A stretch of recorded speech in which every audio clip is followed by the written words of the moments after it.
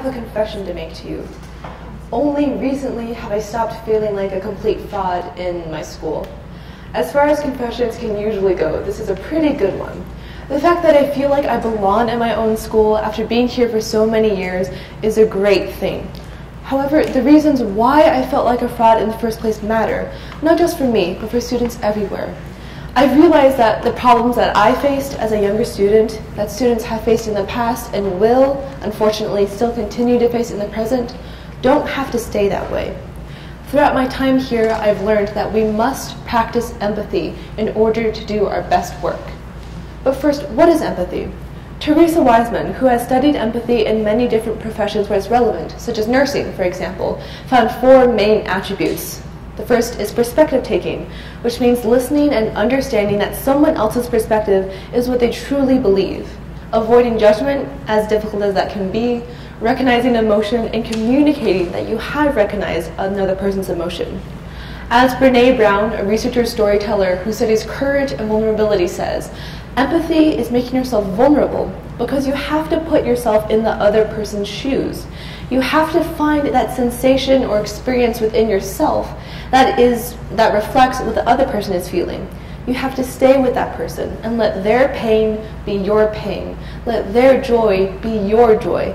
And let your emotions be linked to theirs in an incredibly intimate way. So now that we're on the same page about empathy, let's go back to 2012, where you could find an insecure, ill-adjusted 7th grader roaming these halls. Or me, yeah, back then. And I was succeeding in school with the occasional silver balloon that had designated me as an honor roll student, but something else was at hand. In the 3rd or 4th seating chart of the year in 7th grade physics, I was placed in a row that had an East Asian student, and then a Latina student, and then me. It was an East Asian student sandwich, if you will. And a kid in the row behind us turned to that Latina student and said, "You'll never have a question in physics again. It says Asian 1 or Asian 2. And my little 7th grade mind was blown wide open. I was in a world where I craved for identity. I just wanted to be part of something. And at that moment, it dropped into my lap. I was Asian. It took that kid in the back row for me to realize this, obviously. And now that I had this shiny, brand new identity, my actions had to fit it. So if anyone asked me a question about schoolwork, I had to answer to the best of my ability, because Asians knew all there was to know about schoolwork. And if I really didn't know anything about 7th grade economics graph making or 8th grade rhetoric essay writing, it didn't matter, because my race clearly ruled out these other insignificant facts. Deep down, I knew I was a complete fraud. I knew it more than anything else in my head. But it wasn't as if I could change my race and escape what seemed to be the ever-present expectations of others. So it continued and continued through 9th and 10th grade, and I got angrier and angrier, but I couldn't quite pin this whole thing down. Then, when I started the college application and research process in 12th grade, I realized that my test scores and my GPA, well, good, wouldn't have looked the same if I wasn't Asian. My 34 on the ACT didn't bear as much weight because I was Asian, and Asians just get nice ACT scores anyways. And my GPA, similarly, while perfectly fine, wouldn't have looked the same if I wasn't Asian. And I'm definitely not the only Asian American student who's had these types of frustrations with our college system. Just half a year ago, an article published in The Atlantic detailed how multiple East Asian groups, made up of people mostly from China, Korea, or Japan, have had frustrations with our college system. This picture shows people from the Asian American Coalition for Education protesting about an affirmative action case in front of the Supreme Court. What is affirmative action? We have to establish that before we can move on. Affirmative action is the set of admissions policies that has a goal of leveling the playing field for people that have been underrepresented or excluded in the past. That could be minority ethnicities, women, or other marginalized groups. As Lyndon B. Johnson said, you do not take a person who, for years, has been hobbled by chains and liberate him, bring him up to the starting line of a race, and then say you are free to compete with all the others and still just believe you have been completely fair. This is the justification for affirmative action policies, and out of all the topics in this talk, it's probably the ones that you already have some feelings about. It's probably the one that I'll leave you with more feelings about. But that's good, because when we have feelings, empathy can come in. And we need empathy when discussing these situations, because then we can understand the weight of them for the people that are working within them. In this case, East Asian people and these Asian American education groups.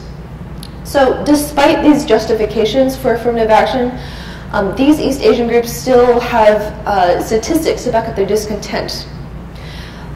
There are two big factors in this discussion. So the first is that Asian Americans are the fastest growing minority in the US. Asian Americans are growing at a rate of 3.4% versus 2.2% for Hispanics, according to the 2015 Census Bureau. And Asian Americans are also applying to colleges more and more. You can see that in the age range of 18 to 21, from 1990 to 2011, the Asian American population has more than doubled. However, elite college acceptance rates have practically flatlined. There's been no significant change. Let's compare that to the California Institute of Technology, or CIT. It only takes into account academics in its admissions process. That would be your test scores on tests like the SAT or the ACT, as well as your GPA. That's it. Their student body population proportion of Asian Americans in 1992 was 25%, about a quarter. But in 2015, it had moved to 42%. If we look at Harvard, however, it's in that mesh of colleges whose lines are all flat. Its acceptance rate of Asian Americans moved from 19% to 18%. There's been no change, despite the clear growth of Asian American students and their higher rate of applying to colleges. So what can we learn from this? It seems clear that Asian Americans have been discriminated against. In fact, a famous Princeton study done in 2005 showed that an Asian American student needs 140 more points on their SAT in order to be compared on the equal level as their white counterpart. So the frustrations of the East Asian American community seems very justified. We need a solution that addresses the fact that some students are not being treated equal to their classmates. What can we do to find a solution? Well, throughout this talk so far, I've been referring to Asian Americans as one single group or one single entity, and as it usually is, it's more complicated than that. Asian Americans are made up of a huge amount of different groups, of different ethnicities and different nationalities. This table from the 2010 census details some of them. The Pew Research Center has found that 83% of Asian Americans are made up of 6 main groups. That would be Chinese, Vietnamese, Filipino, Korean, Japanese, and Indian. That other 17% has a multitude of other groups, such as Taiwanese, Indonesian, Malaysian, Sri Lankan, Thai, Laotian, Cambodian, Bangladeshi, and Hmong, and even more. So we can't talk about the frustrations of one group without thinking, how does it impact other people? Unfortunately, according to the past White House's initiative on Asian Americans and Pacific Islanders, the high school dropout rates for some Southeast Asian groups are staggering, with 40% of Hmong, 38% of Cambodians, and 34% of Laotians not completing high school. In addition to those disturbing facts, it's also clear that only 14% of Native Hawaiians and Pacific Islanders over the age of 25 hold a bachelor's degree, compared to 27% of the general population over the age of 25. No proposed solution to one part of this community can ignore the realities of lives of so many others. For these Southeast Asian groups and Pacific Islander groups, it's clear that affirmative action can be a welcome part of the admissions process. In a world that can frequently be stacked against them, affirmative action can begin to rectify some of those disadvantages. It's also clear that according to the testimonies and experiences of Black groups, Native American groups, and Latino groups, affirmative action can begin to unravel those disadvantages felt through an entire lifetime due to the color of someone's skin. East Asian groups have lacked empathy for their fellow citizens and fellow students because they want to see the end of something that could, if ended, have the potential to hurt others. So, stepping back, what can we do when we do have empathy for our fellow citizens and students? What can happen when we work for inclusivity and respect? And what can happen when we put our efforts and our work into future generations? All of those traits were brought together in busing. Busing was a movement conducted in the 1970s to the 1980s and was spearheaded under the Lyndon B. Johnson presidency. Busing was a movement where lower-income black kids were bused into different schools that were mostly white or more affluent, and white students were sometimes bused into lower-income black neighborhoods to attend those public schools. I remember distinctly going and seeing this display at the Smithsonian Museum of American History, a cracked school bus window. I read a placard underneath that described how protests against a movement called busing had often gotten violent, and protesters had thrown rocks at school buses in order to show how displeased they were with the movement. Now, however, despite the many strong opinions that swirled around busing in the past, it's clear that it is one of the tested, positive ways to reduce the achievement gap in America and to make sure that education is a better place for all. Lyndon B. Johnson started the busing movement under his Great Society reform era, and he himself had worked as a teacher in a low-income, majority Latino school in Texas. He held up education as the passport from poverty and made sure that Congress knew it. In a speech to Congress in 1965, he said that, "But all I knew was to teach them the little that I knew, hoping that it might help them against the hardships that lay ahead." Somehow you can never forget what poverty and hatred can do when you see its scars on the face of a hopeful young child. I never thought then in 1928 that I would be standing here in 1965. It never even occurred to me in my fondest dreams that I might have the chance to help the sons and daughters of those students and to help people like them all over this country. The Johnson administration required public schools to integrate, meaning to have students of multiple races or teachers of multiple races in order to continue receiving federal education funding and in order to avoid federal lawsuits. And it seemed to have wondrous effects on some schools, with a particularly good example in Raleigh, North Carolina. In the 1960s, the First Ward Elementary School was primarily all black and had a rundown playground with broken glass littered on the ground with a poor library. However, in the 1970s, when white children were bused into First Ward, the school quickly began improving those facilities. A fence was put up between the playground and the street in order to protect kids from traffic. School supplies were bought for teachers and for students, and that library was refurbished. However, sometimes all black schools simply closed down, and black teachers found themselves out of work.